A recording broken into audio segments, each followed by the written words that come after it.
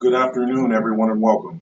My name is Captain Michael Miller. I'm the Public Information Officer for the City of Akron Police Department. Today, we have a few updates to share on the investigation into Sunday's shooting. We will be sharing some information about the victims involved, the steps we've taken during the investigation, and some upcoming community gatherings that the city and the community are working together on to help support the residents. Today, you'll be hearing from Akron Mayor Shamus Malik and Akron Police Chief Brian Harding. We will have time for questions at the end. I ask that you please limit your initial question to one question at a time to give everyone an opportunity to get their questions in. I'm going to move from my right to the left, one question, and then we'll have time to ask follow-up questions at the end. Please understand that some questions you may have, we may not be able to answer based on the integrity and sensitivity of the investigation, but we'll do our very best. At this time, I'd like to welcome Chief Harding for an update on the investigation.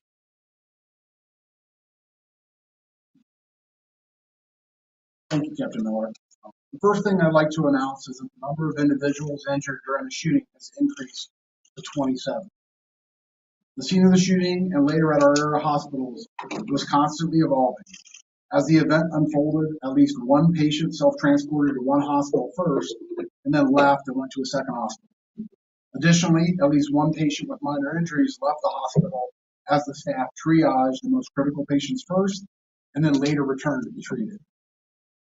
Our hospitals are rightfully very protective of patient information, and so these fluctuations made it difficult to determine the exact number of victims in this incident condition. But we can now confirm that there are 27 individuals that were struck or grazed by gunfire during this incident. The medical examining office has confirmed the identity of the one fatality in this incident, a 27-year-old Latarius Cook.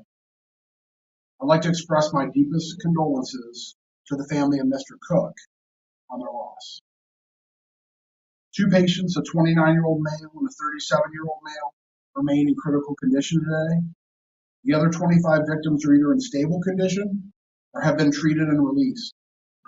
The youngest injured person was 19 years old. We have 3 people injured in their 20s. The vast majority were in their 30s, accounting for 21 of our injured individuals, and 2 individuals were in their 40s. My heart goes out to all those who are injured as they begin their journey to recovery. This event has impacted every single person in our community, and the recovery process is just beginning. Our detectives have been working tirelessly since the early morning hours of Sunday as they process all the evidence. In total, we have 45 shell casings that were recovered from the scene from at least 5 different weapons. 3 handguns were recovered at the scene, and we confirm at least one individual at the party did fire back at the initial shooter. We do not yet know whether one initial shooter or several, and we don't know how many individuals from the party returned fire at this point. The guns have all been processed for DNA, and that typically takes about 30 days for us to get information back. The shell casings have been entered into NIBIN, which is the National Integrated Ballistic Information Network, and we are also reviewing footage for any clues that may offer to help with the identity of those involved. I want to thank our community for their help as we have received a number of tips and calls. We are also following up on every lead. At this time, we do not have a vehicle or suspect information to share. We continue to ask the community and those present for any information that could help lead to the person or persons responsible for the tragedy. After the press conference on Sunday, the ATF offered an additional reward of $10,000 to anyone providing information that leads to the arrest of the suspect in this case. That's on top of the initial reward offered by the Summit County Crime Stoppers and the U.S. Marshals, which have collectively offered $12,500 for information leading to the arrest and successful prosecution of a suspect. That means the total reward money currently stands at $22,500. To encourage information or tips, you can call the Akron Police Department Detective Bureau at 330-375-2490, 330-375-2TIP. Citizens may also provide anonymous information to any of the following: the Summit County Crime Stoppers by calling 330-434-COPS or texting TIPS CO with your tips to 274637. You can also download the Akron Police Department app and submit information on tip 411. The reward money will be funded through Crime Stoppers organization. Crime Stoppers is a private organization and as such are not subject to public records law. They are not affiliated with any government organization, and they will not confirm the identity. They will confirm that your identity will remain confidential. And you can still receive reward money. On Monday, we released 911 calls we received regarding this incident, and we continue to process all the body cam footage of the incident, and we'll release that as soon as it's available. This is a fluid situation. We are doing our best to share information as it becomes available. As officers first arrived to the party in a response to noise complaints, the body-worn camera footage shows officers engaged very positively, and people were complying with the request to clear the street. The owner of the party begins to control the party. We do not want to give the impression that officers shut the party down. But as we move forward, we will share the footage with the media and with the public to review. We continue to investigate until we have found the individual or individuals responsible for this shooting to ensure they are brought for justice. These victims and all who were present at the time of the shooting deserve some peace that can only come when a person is responsibly held for their actions. At this time, I'd like to invite Mayor Mallett.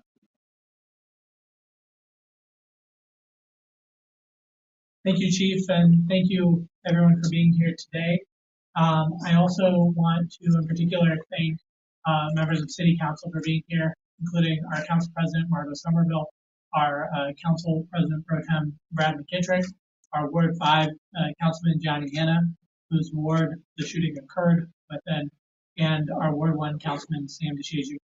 I want to also offer my condolences to the family of Latarius Cook. I want to thank some of our local media outlets, Signal, the Beacon Journal, for their coverage of Latarius, who many of his friends and family called him LT. Following the news of the shooting, the White House Office of Intergovernmental Affairs reached out to us to offer support. We've had several meetings with their staff and their team over the last few days to discuss national and state resources that the City of Akron can access to deal with this tragedy. I want to thank President Biden and his team for their help. I also want to thank the many state and local officials that have reached out with their support as well. It really does mean a lot to me to see the partnership between local, state, and federal officials with regard to this tragedy. My prayers remain with all the victims, as well as everyone who's been impacted by this tragedy. As Chief Harding mentioned at the press conference on Sunday, every single person in our community should be able to gather with family and friends in a safe environment and feel safe and be safe. The trauma of last weekend's incident is impacting all of us in Akron. The mental health of our residents, our employees, and especially those who are at the party and those who live in the surrounding neighborhoods is absolutely critical in the days, weeks, and months ahead. To help assist with prioritizing mental health, this week the community has come together to host several events to support those impacted by the tragedy. Tonight from 6:30 to 7:30 p.m., the Arlington Church of God is hosting a prayer vigil at their church inside the church at 539 South Arlington Street. Tomorrow, Burning Bush Church is hosting Greater Akron Praise just down the street at 131 South High Street at 6 p.m. tomorrow evening to further support the community during this difficult time. Additionally, we have partnered with area faith leaders, mental health resource providers, and nonprofit organizations to help organize a community gathering space for folks to process and reflect on this tragedy. It's important now more than ever for us to come together and support one another. That event will be hosted at the East Akron Neighborhood Development Corporation this Saturday, June 8th from 2 to 6 p.m. Their address is 550 South Arlington Street. I encourage anyone in need of support to come out and join us for this important gathering. We'll be sharing information about that event on city social media, and we'll ask folks to share that as well to help get the word out. Again, particularly for those who may have been present or those in the immediate neighborhood or anyone who feels really impacted by the trauma of this shooting. I want to take a second and reflect on the Kelly Avenue neighborhood that's dealing with this tragedy. Earlier this week, someone made a comment to me that I more than understand. They said that, their concern was that we would be focused on making an arrest and wiping our hands and moving on. We are not going to do that. We are here with the community. This is an incredibly challenging thing for any community to deal with. And our city government and our whole community has to wrap our arms in compassion and love and support around this neighborhood. The folks who live in this neighborhood will be processing this trauma for weeks, months, and likely years to come. And they deserve a city government that doesn't just move along to the next thing. So I think all of us are committed to engaging with and investing in our neighborhoods and working hand in hand with folks in our neighborhoods as we strive to ensure safety and ensure prosperity in all parts of that. I'll now turn it back over to Captain Miller for the Q&A. Thank you, Mayor. We're going to open it up to questions at this time. We're going to start this time on my right. I ask again to just ask one question. We'll move from right to left, giving everybody an opportunity to ask at least the first initial question. Then we'll open it back up for any supplemental questions you may have at that time. If you could also indicate who your question is designed for or intended for, that'll help us move through that process. Just to be efficient, those questions too, because you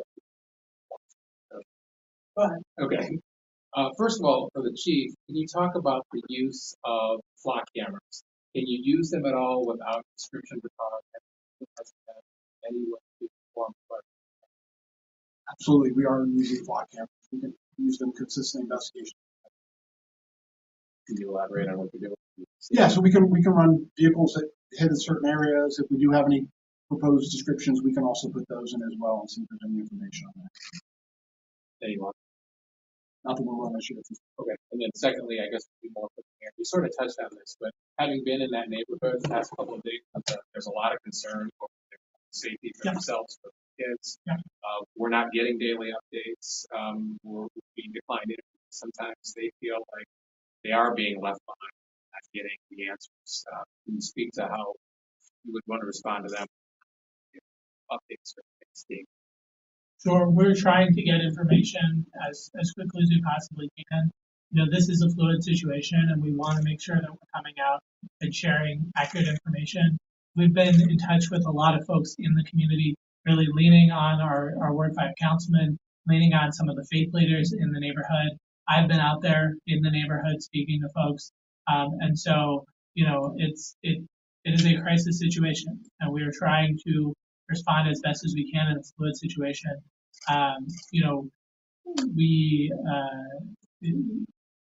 are going to continue to share information. What we don't want to do is say, well, we'll talk about this to News 5, or we'll talk about this to the Beacon, or we'll talk about this to Signal.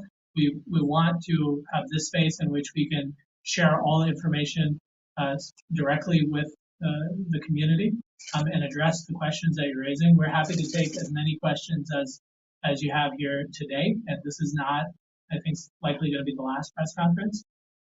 We also are committed to sharing out information on social media.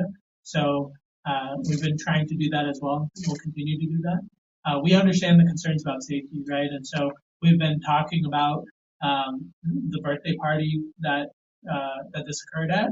and thinking about how we look at as across the rest of the summer, there are going to be many festivals, events at which there are large gatherings, and how we want to make sure to work with neighborhood leaders to make sure that we are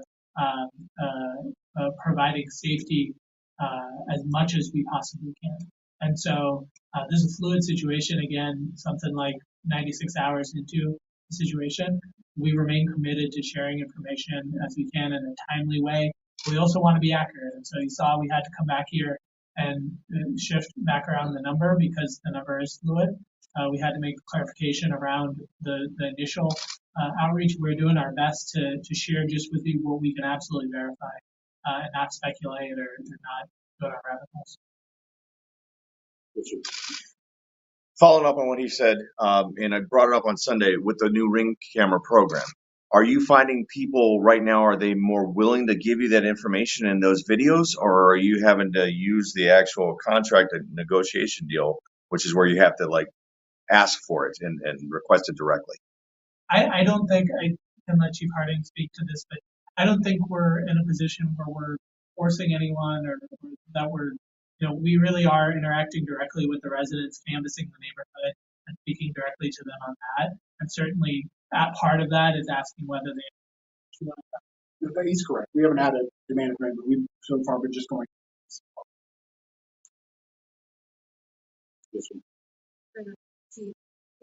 Answer a lot of questions, still not like to share. I think it's too early in the investigation to know exactly what the motive is. I don't get in here and start speculating and change that. I wish I could share that, but I don't have. Anyone else on this side before we slide over? Chief Harding, can you elaborate a little bit on how the city will be offering increased security for city events over the summer, specifically the upcoming Juneteenth celebration in Ward 5 on June 15th? I think the mayor addressed it a little bit earlier. We continue to work with our partners and we'll continue to do that, try to work to make sure people are safe. We're one in every area that serves to be safe. We take that very seriously. And with the resources we have, we're going to continue to do that with additional. I can elaborate on that too. Talking about our approach to the summer, something that, we did this past weekend, certainly, we want to make sure we have adequate staffing to be able to do a lot of this proactive work. But we also want to work to ensure that we're aware of events. So certainly, you and I are aware of the festivals or the events that are, that people spend almost a year organizing. We might be less familiar with an event like a birthday party or something else that just is more, folks got together on a Wednesday and planned something for a Sunday. And so we do want to work on approaching those events and working with folks in the community to know where there might be a large gathering so then we can be proactive about addressing that.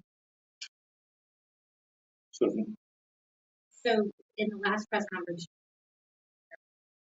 I'm wondering what specifically the city and other.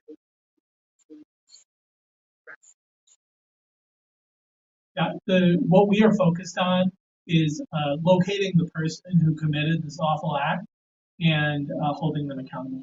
And I think that's the best way to address that. And so, that is our focus. That's why we are encouraging folks to speak with police and come forward and share any information that they can, even a small detail, because holding someone accountable is the biggest way that we can address that. Right. Is that all going to be a point where you're going to?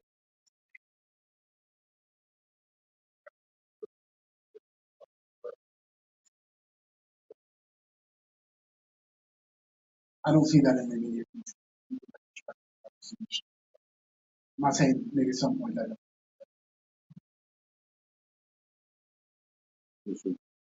At any point during the meeting was there discussion?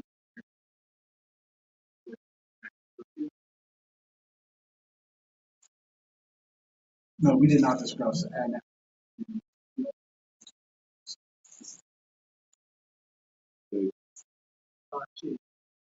Just from your experience, before the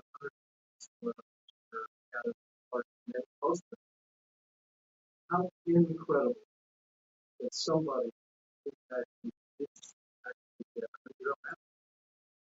somebody that would see something to be able to give you? So we have received a number of leads, but I also don't want so each of those additional leads we have to run. So we have been getting some support. I think we have been getting some information on leads, but those can be time consuming. I don't want to give up and give any descriptions if I can't confirm them. Right? I don't want to give you one today. If I can add, we do also just want to note that, folks who were there present at the party, they're dealing with somebody opening fire on them. People hit the ground. People are in the middle of a chaotic situation. We have to understand and respect that piece as well. So, we're really thankful that folks are coming forward and sharing information, and we have been encouraging that since the start of this. But we also we don't want to imply that, folks who were there were doing anything wrong or that kind of thing. So, not the implication, just, it was a question that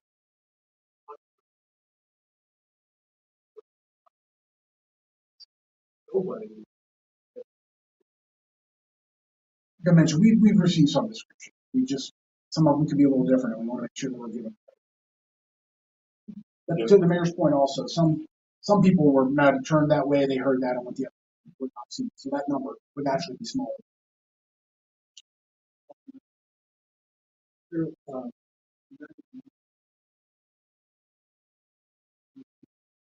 Yeah, we followed up with that vehicle. We have a couple other vehicle descriptions we followed up with.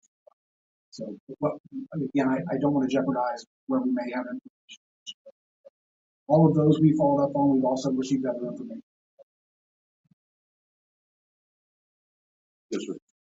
I'm wondering if the department would have done anything whether that be presence, remaining to be present on the scene, or it's easy to come after events happen differently. We're not expecting that, but I'm wondering if anything's been done. I think that gets into this fluid situation, right? And so as we go forward, we're trying to be as open as possible about the response and understanding the response and time. As we review the BWC and are able to release it, we want to have a conversation about how our community addresses events like this. But it's difficult to sit here before we have all the information, all the facts, and make those judgments. But certainly, these are difficult situations to engage with. So I think we want to share the information that we have. There's significant BWC from before the incident, between the 10 and 11 o'clock hour, and then there's I think something like 70 hours of footage from the situation after the shooting began. And so that is a significant amount to go through. And so I don't want to start speculating about what went right or what didn't. But certainly as we go forward, this whole conversation will be more nuanced and more nuanced. No, I think the mayor hit it. There's a lot to go through there. And it was really our response by a lot of people. The police department, the officers, detectives responded as well as the first responders. I guess first day we press conference, it didn't feel like the public can feel any closer. Yeah, I do. I mean, we are, like I mentioned, we are getting information. However, each of those can be extremely time consuming to run that. Sharing things that I can't verify and say are true. I also want to make sure we protect the investigation and the. If I can, the team here is working on this investigation around the clock. They're working with federal partners and state partners. I'm really confident that we can't, promise you an outcome or promise you a specific time, but we are working on this with every resource that we have. And we're meeting regularly, several times a day about this. And so we are focused on holding someone accountable here.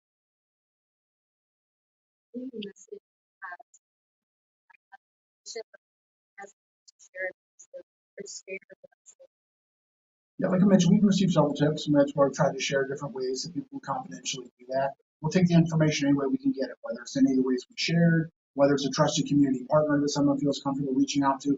We're just in need of the information. The more information we get will help us build a better case and ultimately. Like the mayor said, this is our number one priority. As an organization, this is what we are completely focused on. This is by far our number one priority. Agency. We have a team of investigators day and night, and we're also, like the mayor mentioned, partnering anyone that's willing to give information, we absolutely want that And if I can just follow up, we understand and appreciate the concerns about safety. You know, we understand fear, but we also want to share what information we can about the confidentiality through Crime Stoppers. Understand that may not address all the concerns, but we feel strongly that that can help maintain that confidentiality. Separately, you know, if folks want to reach out and better understand how that process works, we'll happy to talk through that with folks. You know, we're not, you know, we want to invite people to come in and be open with us and speak with us. So we're not looking to come after folks. We are trying to get as much information as we can about this whole thing. So a couple of things that we heard that we wanted to check with you on. We heard that there was 1-year-old possibly who was raised by a bullet, and it doesn't sound like that's correct, but I wanted to ask about that. And then also that people may have gone to hospitals outside of our area, like the clinic, to seek treatment, and we were just wondering if there was. I'm not aware of that being factual on either of those. Okay. Yes, sir. So with this particular investigation, do you feel that that's a single person? One person? I don't want to speculate on that. Like I mentioned, we believe we found shell casings from at least 5 different bullets from weapons there, so we don't have the information back on who did that. But we know at least 5 weapons were used.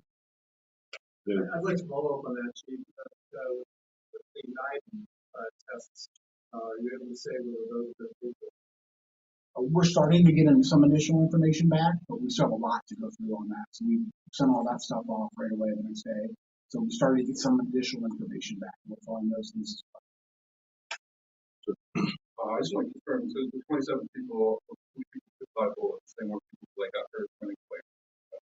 That's correct. They were either hit or grazed. And then is it possible, I don't know about crimes investigation, about crimes investigation, is it possible to identify the bullet from somebody who's been hit? Depending on the condition it is when it's ultimately recovered. So we won't know that for every person. If somebody was grazed and there's nothing there, we would be able to determine where that came from. So we can determine where the shell casings are, and whether we'll process that as part of the crime scene. And then each of those shell casings we ultimately process and analyze to try to determine which of those were. So we do attempt to regrade that ultimately in the investigation. Can you tell me if the U.S. Marshals Task Force is involved in the investigation at all? They have been assisting us. We've had many of our federal partners been assisting us as well. Can you tell me what other federal partners you've had assisting? Sure. The FBI, the ATF have both been there as well. We've also partnered with the Sheriff's Department throughout this as well. And the U.S. Attorney's Office also has been part of that with us. Yes, sir. Yeah, weapons that were recovered at the scene, is ownership determined serial numbers, or do they belong to anybody in the party, or not, or the serial numbers? Yeah, so we're going through that. We'll run those down, also do e-traces on each of those. That's routine practice for us. We also testify part of that. So we are able to determine some of that. Any last question before we close?